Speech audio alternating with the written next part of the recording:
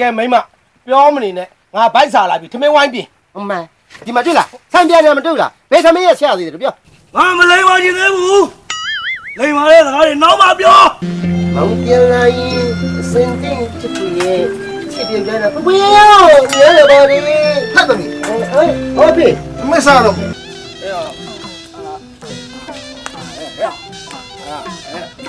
哎，没叫，俺你家的。哦，等等，你帮，你那嘞学英语呢？对，先别你吧。အစင်ပြီးဆိုကျတော့ဂျာကောင်းတယ်လေ 哦，干嘛？你也家搞那边就来表你呀的？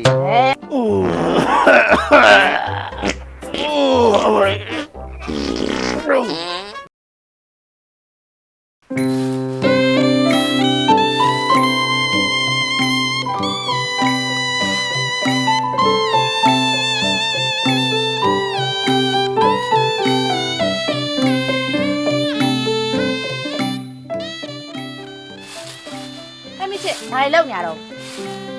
စံပြန်နေရလေချက်ဖို့ပြောဖို့တော့မတွေ့ဘူးလား ဟောတွေးပါတော့တွေးပါ အဲ့နေပေါ့ဘာကိစ္စရှိလို့ ဘာကိစ္စမှရှိပါဘူးလမ်းသွားနေညို့တွေးလို့ဝင်လာတာကျုပ်ကဟောဒါနဲ့နေပါညီယောက်ျားပဲမှာညီကမတွေးပါ ပြောမနေပါနဲ့အေးငါယောက်ျားငါထူငါငါတုံးရတော့ထုံးစံနိုင်မယ်လေဒါလေးကိုသွားမယ်ရှောက်မယ်ပတ်မယ်ပြန်လာရင်သမင်းစားမယ်ပြီးအိမ်မယ်နူးမယ်ဒါပဲ ဟောညီရလေအဲ တက်တက်နေပါဦး အေး 你那嘞学英语呢？对，先别你吧。အစင်ပြီးဆိုကျတော့ဂျာကောင်းတယ်လေ 哦，干嘛？你也家搞那边就来表你呀的？ အဲ့ဒါပြောတာမဟုတ်ဘူးဟဲ့ 哪种？ ကျယောက်ျားလေတီးလားအညာဆောင်နေဝယ်ပြီးရှမ်းပြီးတက်ရောင်းတာအဲ့ဒါစင်ပြေတယ် 嘿，不不， ဟာ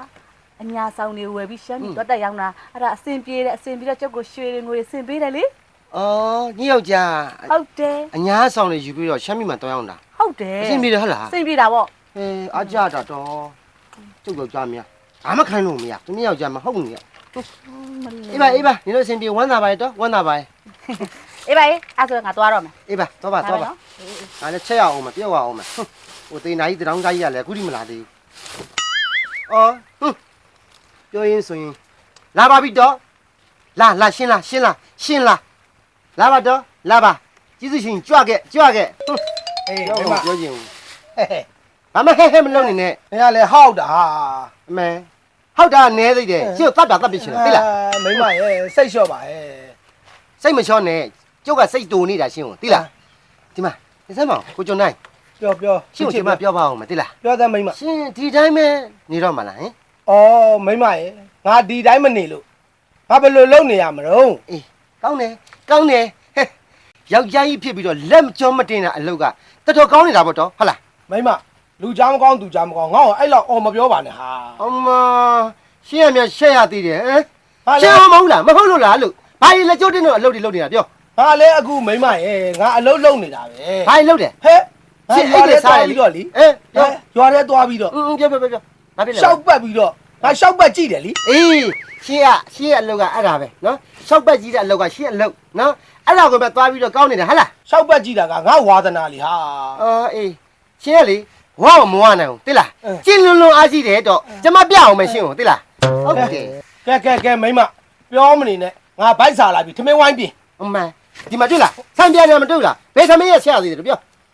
အဲ့ဒါပဲရှင်၆ပတ်ကြီးလို့ဝါပြီဆိုလို့ရတယ်လာပြီအိမ်မှာထမင်းစားမယ်တောက်မယ်မျိုးမယ်စုမယ်ဒါပဲသိရတယ် စားလာပြီမိမရာ မစားတော့ယောက်ျားဒီပေါင်းယောက်ျားရဲ့ဒါပါသူ့ပြောဦးမယ်ယောက်ျား အေးပြောမိမပြောဘာပြောမလို့ပြော နဲ့လေယောက်ျားတွေ့လိုက်တယ်မလားဖခင်လေအိမ်လာသွားတယ် အော်ရွာမြောက်ဘက်ပိုင်းကောင်းမလေး အေးလေ အေး ယောက်ျားတွေ့လိုက်တယ်မဟုတ်လား တွေ့တယ် အဲ့ဒါသူကလေဒီလိုယောက်ျားရဲ့ ဘာတော့မိမ အိမ်ကိုလာပြီးတော့လေတွားသလိုလိုတွားသလိုပြောရတာယောက်ျားရဲ့ तू ကမိမကိုဘာပြောလို့လဲ မပြောမှတော့ဟောလေသူ့ယောက်ျားတဲ့ချမ်းမီချမ်းရွာကိုတွားပြီးတော့အညာဆောင်နေတွားရောက်တာတဲ့အဲ့ဒါအဆင်ပြေနေတယ်တော့မချက်သူ့မလေးရွှေရောငွေတွေရောဟောစုံးတာပဲယောက်ျားရဲ့ဒီမဲ့ယောက်ျားတွေများကောင်းလိုက်တာဆိုနေယောက်ျားရဲ့ तू မိမက ဟုတ်တယ် သူ့ယောက်ျားကောင်းကြောင်း ဟုတ်တယ် မိမကိုလာပြောသွားတယ်ပေါ့ ဟုတ်တယ်တော့ သူ့ယောက်ျားကောင်းတယ်မကောင်းဘူးဆိုတာမိမဘယ်လိုသိ တခါလေအဲ့ဒါအိမ်လာလဲဘူးတယ်လေအားကြောင့်သိတာပေါ့ဟောဒီကဘာပြောညာတော့လို့ဟုတ်လေသူ့ယောက်ျားကောင်းတဲ့အကြောင်းကိုသူ့မိမပြောရလို့ကျုပ်ကသိတာပေါ့တော့ ဩအဲ့ဒီလိုရှင်းရှင်းလင်းလင်းပြောပါလားမိမရဲ့ အဲ့တော့ ယောက်ျားက အဲ့တော့ယောက်ျားရဲ့ဟွာလေပပခင်ယောက်ျားလိုမျိုးယောက်ျားလေရှမ်းပြည်ရှမ်းရသွားပြီးတော့လေအညာဆောင်တော့ရောက်ပါလားမိမလည်းချွေရင်ငွေဝှစ်ချင်လို့ပါယောက်ျားနော် မိမရှမ်းပြည်ရှမ်းရွာဆိုတာယောက်ျားကြားပဲကြားဘူးလားမိမရဲ့တကောက်မှတော့မရောက်ဘူးလေမိမကလည်းဘယ်လိုလုပ်မလဲ အဲ့ဒါမိမသိတယ်မိမသိတယ် ဟမ် ဟုတ်တယ် မိမအဲ့လိုသိတယ် သိတယ်မိမပြမယ်ယောက်ျားကိုမိမလမ်းညွှန်ပေးလို့ရှိရင်ယောက်ျားသွားတတ်တယ်မလား ဟာအဲ့ဒါကတော့မိမယောက်ျားသွားနိုင်တယ် အေးအဲ့ဒါကျချစ်တာယောက်ျားအဲ့ဒါဆိုယောက်ျားရဲ့ဟွာလေမိမလေဟိုယောက်ျားအတွက်ဆောင်းနေပါတယ် အေး မိမသွားရှာပေးမယ် ဟုတ်ပြီ အဲ့ဆောင်းတွေကိုယောက်ျားချမ်းပြီမှာသွားရောက် သူ့ယောက်ျားအဲ့လိုရောင်းတာ ဟုတ်တယ် အဲ့ဒါရွှေတွေငွေတွေဖြစ်တယ် ဟုတ်တယ်ယောက်ျားရဲ့ အဲ့ဒါဆိုဘာမှမပူနဲ့မိမရေယောက်ျားလဲမိမအတွက်စူးစမ်းပြီးတော့မိမအတွက်ဓာတွေလုပ်ပေးမယ် အမေဝတ်တော်တော့ယောက်ျားရဲ့အဲ့ယောက်ျားကိုချစ်တာသိလား ဟုတ်ပြီနော်မိမ နောက်နေ့ကျသွားတော့ယောက်ျား โอ နော် เคအဲ့ဒါဆိုနင်းယောက်ျားဘယ်နည်းလောက်သွား ဘယ်နည်းလောက်ဆိုယောက်ျားရဲ့ဟိုလက်ပြမသွားတော့ယောက်ျားရဲ့ မစောလုံးလားမိမ ဟောဆိုယောက်ျားရဲ့အဲ့ဒါမြင်သွားမှမြင်စင်ပြီးမှာဗောယောက်ျားရဲ့မဟုတ်လား အဲ့ဒါဆိုလဲမိမစိတ်ချမ်းသာတယ်လို့ပဲစီစဉ်လိုက်တော့ကွာ နော်အဲ့ကြောင့်ယောက်ျားကိုချစ်နေတာချစ်နေတာ မိမစိတ်ချမ်းသာစေရမယ် အမကြီးဘောလိုက်တာတော့လောက်ရတာလေယောက်ျား အေး မပြီးပြီတော့ဆင်းလို့ဖြစ်ပြီလာခဲ့တော့ အေးပါမိမရဲ့အေးပါဟာ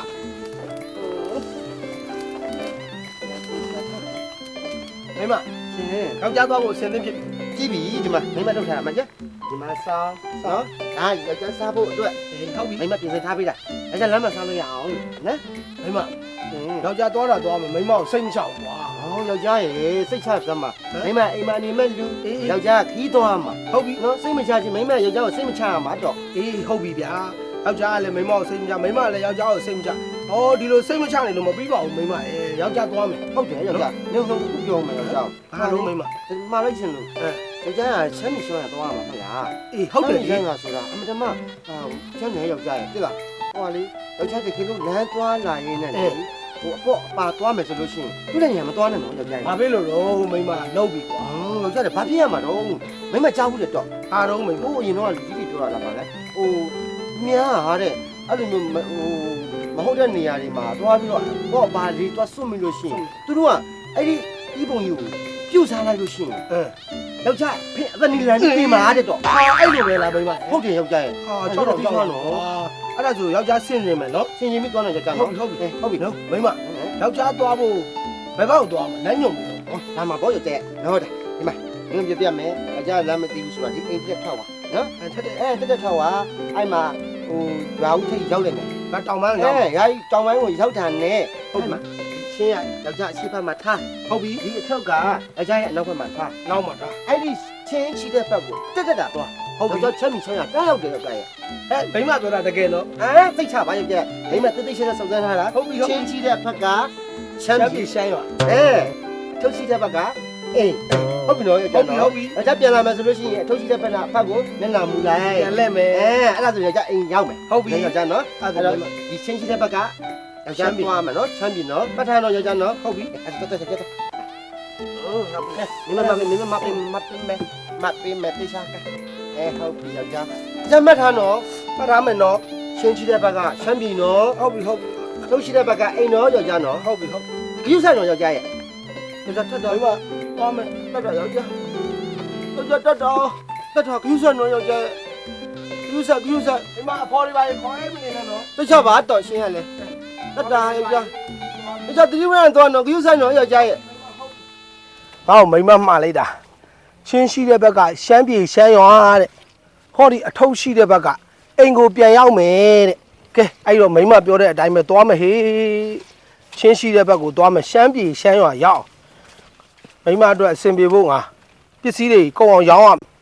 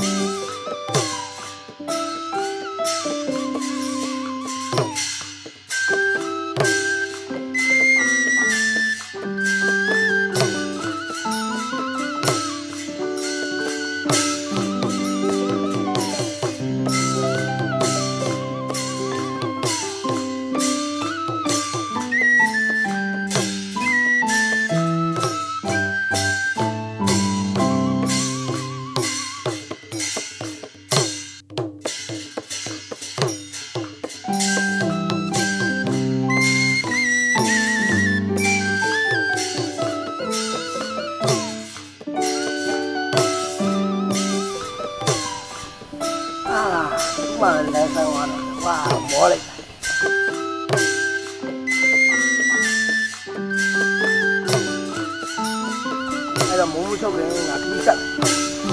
အမှန်သွားမှရမယ်လမ်းကြောဝေးလမ်းနဲ့ကြမ်းတယ်ဟာ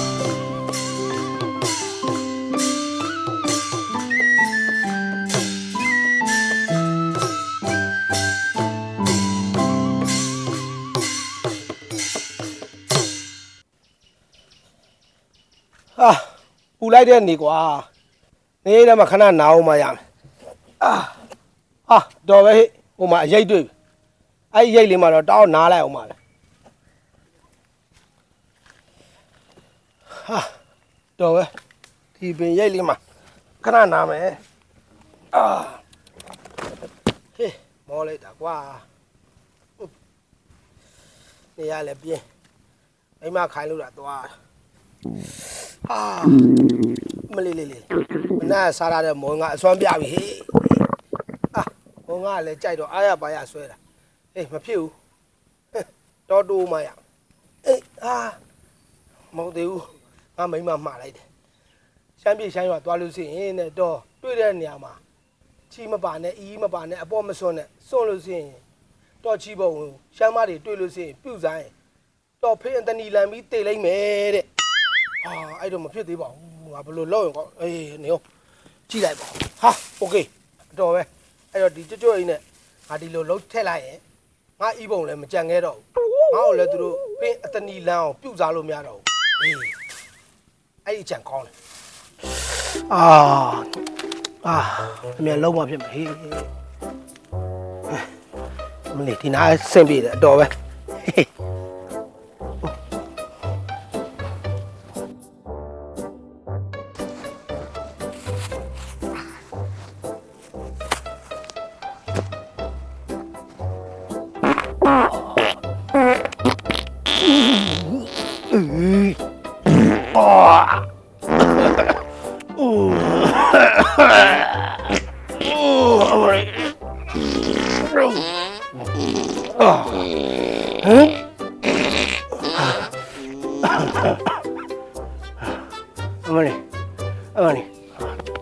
နားလိုက်တာ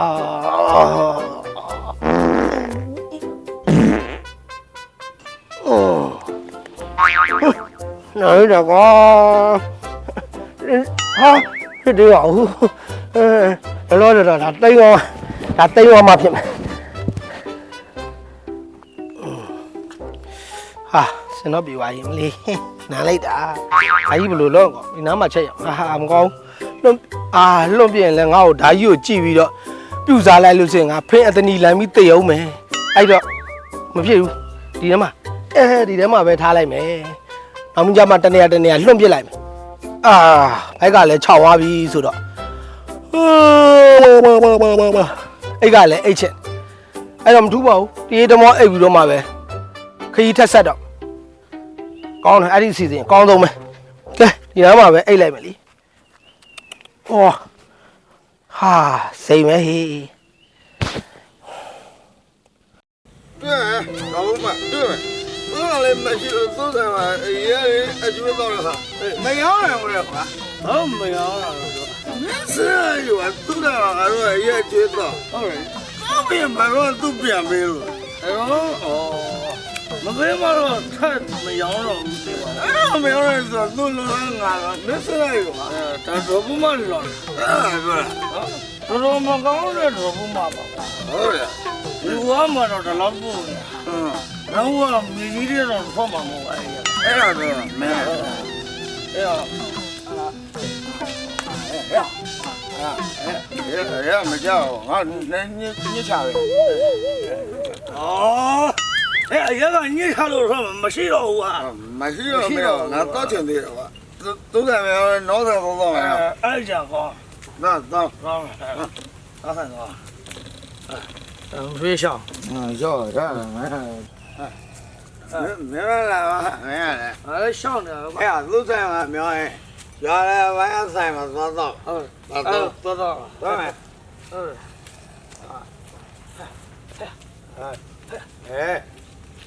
好嘛，干嘛？လူတယောက်အိမ်နေရလားတေနေရလားမသိဘူး အဲ့ဒီကိုလုံးဖြူရတော့ဟာဟုတ်နေလို့လေကွာဘာလဲထုံနှစ်ထုံနေတွေ့လားအေးတွေ့တို့ရရဲတော့ရပါမရှိဆိုတော့ဒီတော့နှစ်ထုံနဲ့ရဲတော့လဲတော့ရဲနှလုံးလောက်တော့ရပါဟာကောင်းတယ်လုံးငါလုံးဟဲ့ဟဲ့မင်းတို့ငါ့ကိုအိတ်နေတယ်မြန်မှတ်မင်းတို့ဒီလိုယူမယ်ဆိုတာသိလို့ငါအိတ်ချင်အောင်ဟန်ဆောင်နေတာကွာခုထားခဲ့ဟာအိပ်ပြီးတော့ရောင်းနေတာအေးရောင်ကွာလာတော့ဟာနေဟဲ့ဘယ်လိုဟဲ့ဟိုနိုးမယ်တော်တော်ပြောမင်းပြောနေတာယူမှာကွာဟာမယူနဲ့ဟဲ့ယူမယ်ပစ္စည်းယူရဆိုမင်းအဲ့ဒါကံမသူမင်းစာဆရာကထိုက်တယ်ကွာအဲ့ဒါသူများသားမယားကျူးလို့နာမသိမှတ်ထားသူများပစ္စည်းယူရဲဆိုတာပါဏာတိပါရာတဲ့ဘာလဲသူသက်စားတာပါကွာမင်းကဝိကာလဘောဇနာဝရမီတက်ခါမင်းဟိုးကြောထောက်ရတယ်ကံငါးဘောကိုကြောထောက်ရတယ်တော်ကယူမှာကွာမယူနဲ့ဟဲ့ငါပစ္စည်းယူရဲဆိုတာမကောင်းဘူးဘာဖြစ်လို့တို့ဘုရားမှာဒီဘုရားလောမွဲနေတာ30တော့မရှိတာမင်းကလူရင်တိုးတယ်ခိုးရင်မွဲတယ်တဲ့ဒါကြောင့်ဘုရားရှင်ကိုရောမြတ်ကြီးကဟောဘုံညွှန်မြတ်သုသုံးမခဲ့တဲ့တရားတော်ရဲ့မှာဒီဘုမှာခိုးရင်အပင်ငယ်ကိုကြားတယ်ကွာမင်းကလေအမဗန်းဒီပါဘုရားမင်းကဘယ်မှာဘုန်းကြီးအောင်မေးနေတာမင်းကလိမ္မာသေးရောသုံးမနေတာကွာငါမလိမ္မာချင်သေးဘူးလိမ္မာတဲ့စကားတွေနောက်မှပြောအဲ့ပြောနေတာအရွယ်သမားချင်းချင်းဆုံးမတာပေါ်စိုးတယ်မင်းကြော်ဟိမ့်မအောင်မနေတာငါကြော်ဟိမ့်အိမ်နဲ့ပါသွားတယ်ဇကားကြီးကြည့်ပြီးတော့သွားတယ်ဟုတ်ငါယူမယ်လို့ယူမယ်ငါမင်းတောက်ချင်တယ်ဆိုငါယူပြန်ချတာလေယူမှာငါရဲတောက်ချင်တယ်ယူနေယူနေမယူပါနဲ့ဆိုငါထားကြတာပါမင်းငါပြည့်ငါတိုက်မယ်ငါအကျွေးခံတိုက်ဘယ်သိချလားလိုက်ခဲ့ထားကြတာပါကွာမင်းတော်မငါရှိပါဟုတ်တယ်ဘာလို့အောက်ချင်ဝါ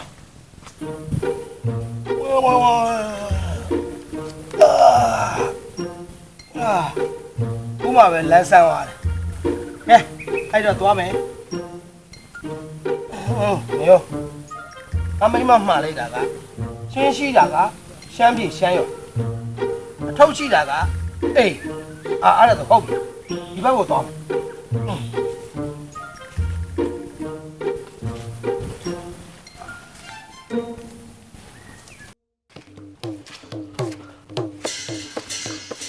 ဟာရှမ်းပြည်ရှမ်းရွာငါတို့ရွာနဲ့တူလိုက်တာဟမ်အိမ်ကလည်းရှမ်းပြည်ကအိမ်ကငါရွာအိမ်နဲ့ငါအိမ်နဲ့တူလိုက်တာဘယ်လိုလဲတွေ့တဲ့အိမ်ကတော့ဈေးဥပေါက်ပဲဟေးခေါ်ကြည့်လိုက်အောင်မယ်ပြောဒေါ်ရှမ်းမတို့မရှမ်းမတို့ပြောမရှမ်းမဟဲ့ကျော်ဟဲ့ကျော်ပါလားအမေဘုံမြတ်သူများသူ့မိမတူလေးပါလေမရှမ်းမရှိလားမရှမ်းမညာဆောင်နေပြောအညာဆောင်နေဟဲ့ကိုကျုံနိုင်အရှင်းနေလေရှင်းမိမဟဲ့ကျော်ဘယ်လိုဖြစ်လို့ပြန်ရောက်လာပြန်မလဲမသိဘူးကျော်စိတ်ညစ်ပါတယ်ဒီယောက်ျားနဲ့တော့ဒုက္ခပါပဲလာဩမရှမ်းမနာမည်တွေပါတွေသိလို့ပါလားအိုးလူတူမရှာနာမည်တူမရှာတူတာနေမှာပါလေဒီမဲ့နာမည်တိတာမဟုတ်ဘူးနော်တော့မိမလာဟမ်မိမဟဲ့မလေးစိတ်ကြီးညစ်လိုက်တာနေဟုတ်ချပါအောင်မိမရဲ့မောလိုက်တာဟာဟုတ်တယ်ပါဆိုတဲ့ယောက်ျားရဲ့မလေးနေအောင်ယောက်ျားမိမဘာဖြစ်လို့ရောက်လာတာတော့ပြန်ပြီးတော့မသိဘူးလေမိမရဲ့မိမမှားလိုက်တဲ့အတိုင်းပဲအဲ့ဒီချင်းကရှမ်းပြည်ရှမ်းရွာအထုပ်ကအိမ်ပြန်ရောက်မယ်ဆိုလို့မိမမှားလိုက်တဲ့အတိုင်းအဲ့ဒီချင်းကိုအရှိရထားပြီးယောက်ျားသွားတာဒီပြန်ရောက်လာတာပဲမိမကိုရွာတော့ရောက်မှတော့မသိဘူးလားတော့ ဒုက္ခပါပဲရှုပ်အဲ့ကြောင့်ကျမလေးစိတ်ညစ်တာဘာမှမခိုင်းချင်လို့လားဥတူတူအတတနဲ့ ငါလည်းထင်တော့ထင်တာပဲမိမရဲ့ငါရွာနဲ့တူတယ်ငါအိမ်နဲ့တူလိုက်တာလို့ငါစဉ်းစားနေတာ တော်ပြီမစင်းရနဲ့တော့ဘာတစ်ခုမှခိုင်းလို့မရဘာတစ်ခုမှလက်ကျုံးမတုံကျမမားတယ်ရှုပ်ခိုင်းနေကျမမားတယ်သိလား အေးပါမိမ သွားတော့ မိမယောက်ျားရေချိုးလိုက်အောင် သွားချုံ နော်မိမနော် ကဲလေပါအော်လို့ဒီခါခိုင်းပါလေဆိုမှတောင်ရောက်တော့ရောက်အခုအိမ်ပြန်ရောက်လာပြန်ပြီးတော့ဘာဆောင်နေရောပါရပါအမလီခိုင်းလိုက်အဲ့တိုင်းမတွန်းသိရငါတိနေကခိုင်းမိတာငါအမဆောင်နေရောဆောင်ရလားမသိတစ်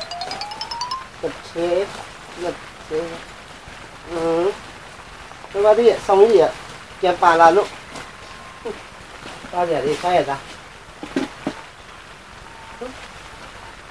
ဘယ်ဘာကြီးတော့ဘယ်ဘာကြီးတော့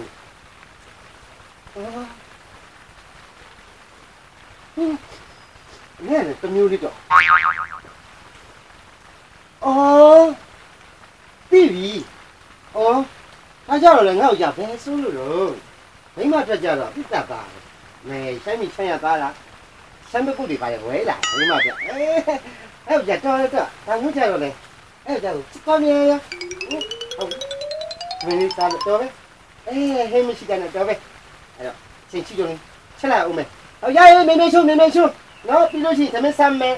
ဒီမှာကျမဟင်းချက်လိုက်အောင်မယ် အေးပါမိမရဲ့ယောက်ျားရေချိုးနေတယ်ဟာ လိုက်တဲ့ယောက်ျားအမလီဒါကြောင့်ချစ်နေရတာရှင်းပါလိဘယ်တော့တုံးဒီချက်လိုက်အောင်မယ်မလီတော့ဆဲတာပြူရတာနဲ့ဘယ်မောလိုက်တာယောက်ျားလာတဲ့စမ်ပေပုတ်လေးချလို့ယောက်ျားမာကိုလိုပစီနော်နေမချို့တော့မောင်ပြန်လာရင်စင်တင်ချစ်ရဲ့ချစ်ပြန်လာဘဝရောညရပါလေ ဖတ်တယ် ဟုတ်ပြီ မစားတော့ ဟုတ်တယ်ပြီသမီးစားမလုပ်နေတာ ဘာတွေချက်မွေးနေ ဟာဒီလိုဖြစ်အဖေသားလေးချမ်းမြူသွားလားအဲ့ဒါသမီးတို့လက်ဆောင်ဝယ်လာတာချမ်းမဲ့ပုတ်တွေဝယ်လာတာအဲ့ဆက်နေတာဟုတ်တယ် ရှမ်းပဲဖို့ ဟုတ်တယ်ဖေ ရှမ်းပဲဖို့ဆိုအဖေလဲကြားဘူးတာဟာမစားဘူးမနာဖေနည်းနည်းပြင်တာ အော်ရတယ်ဖေနင်းကောင်းမွေးနာနင်းဟုတ်တယ် စိုက်နေပါသမီးရသမီးမေဆိုကြိုက်မှာသမီးလည်းပြလဲ အဖေကလည်းရတော့ဗောအဖေကအော်တော်သေးတာဗောအဖေတာဥချရမှာလေကိုမိဖကြီးဟုတ်တယ်မလားရောက်ခမဆိုပေမဲ့ကိုရဲ့အဖေမေပဲဥချရမှာဗောသမီးကလာပေးမလို့အဖေရဲ့အဖေလာတာစောသွားလို့သမီးဒီမှာချက်ပြီးသွားရင်အဖေတို့လည်းပေးဖို့ဟာလားအဲ့ဒါသမီးအဖေကစောလာလို့သမီးကလာပေးတော့မလို့အဖေရဲ့အမေလည်းစားလို့ရတယ်အဖေလည်းစားလို့ရတယ်နော်နေ့တခြားပေးလိုက်နော်ဖေ ဒီပါသမီး ဖေလည်းနဲ့စား ဒါလူပါတော့ ကောင်းလားဖေ ကောင်းတယ်စိတ်နေရပဲသမီး ဟုတ်တယ်ပြောတော့ ဒါဆိုညီမေကြိုက်မှာ အဲ့ဒီကြည့်လိုက်လို့ဖေမေကို အေးပါ ဟုတ်ပြီအော်ယောက်ျားလည်းကြားတာယောက်ျားရေ ဒီမှာအားလုံး ready ပဲလား ယောက်ျားအေးယောက်ျားအစစ်ဟုတ်ပြီလားအစစ်ကဲရသမီးစားမခနဲ့ဟော ဒီမှာတိုးတရားအောင်ဆိုရင် စုံတယ်ပြင်မဲ့အေးဟုတ်ပြီတော့မင်းမနဲ့ကူမယ်ယောက်ျား မိမတဲ့ မင်းတော့မင်းလက်ချက် ယောက်ျားရတယ်ယူ ဟာဘာယောက်ျားစားပါယောက်ျားမင်းစားမအားရှိမှာဗောမင်းမတော့ယောက်ျားဒီရတယ်ပြန်လာဝေးပဲ မိမယောက်ျားအတွက်တော့အလိုက်သိတယ်နော် ယောက်ျားဒီမှာဟင်းခူးလိုက်မယ်ခဏလေးယောက်ျားစားဖို့ဟင်းခူးလိုက်အောင်ခဏလေးပါစားဒါမှတွေ့ရလေးနဲ့ချမ်းမဲမနစမ်းမဲဟုတ်မနစားဟုတ်ဆိုရဒီမှာတွေ့ရလေးနဲ့ မနစမ်းမဲ ဟော ပုံစံယောက်ျားဟင်းအများကြီးရသေးတယ်ပုံထက်စားဟောကောင်း ကောင်းလို့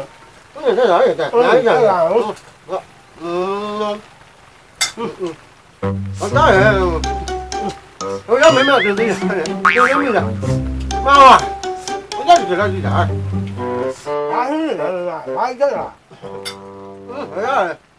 မင်းတော့ယောက်ျားမလို့လားလေယောက်ျားမလို့လားယောက်ျားမလို့လား အကောင်းလာရဟာ ဟုတ်တယ်လေဒါ ငါပါယူလာလို့လည်းမင်းမ ဟာဒါငင်းမကြတာ ဟင် အဲ့လေချင်းနဲ့မထက်လာလေဟုတ်ကလေးနဲ့လေဒီကျင်းနဲ့ထုတ်တာ ဟာခင်းနေက အဲ့လေရ ကြွကြွရင်းနဲ့ထုတ်ထားတဲ့အထုပ် ဟုတ်ရ ငါယူလာလို့ချက်တာ ဟုတ်တယ်အကြငါကြကျွန်မသူကစားတော့ယူအောင်မလို့နော် အဲ့ဒါရှမ်းပဲပုံမဟုတ်ဘူးဟာ ဘာဟုတ်ဆို ငါပါလာတဲ့ချီးတယ်မလွတ်ပြည့်ခဲနဲ့မေ့လာလို့ယူလာတာ ဘာပြောလဲဘာပြောလဲဒီဘာပြောလိုက်တယ်ဘာပြောလိုက်တယ် ဘာပြောရမှာလဲအဲ့ဒါငါပါလာတဲ့ချီးတယ် ဘာလို့ချင်အဲ့ဒီထက်လာတာတော့ကျွန်မချမ်းမပုံမှန်နေတာမဟုတ်တော့ အော်နေမဲငါ့ကိုဖင်းတနီလန်ပြီးသိမယ်ဆိုလို့ငါလည်းကြောက်နဲ့ယူလာတာဟာလမ်းမှာမလွတ်ပြည့်ခဲ့ပြီ အမလေးကြားလို့မကောင်းကြသေးရဲ့လားရဲကလေးရေယောက်ျားပါလည်းချီကိုမိန်းမကိုကျွေးရတယ်လို့ မိမနေရာမှာတော်သေးတယ်ငါပါထားတဲ့ချီကိုငါပြန်စားရတာငါပါထားတဲ့ချီကိုငါပြန်စားရတာ တော့တာပါပဲ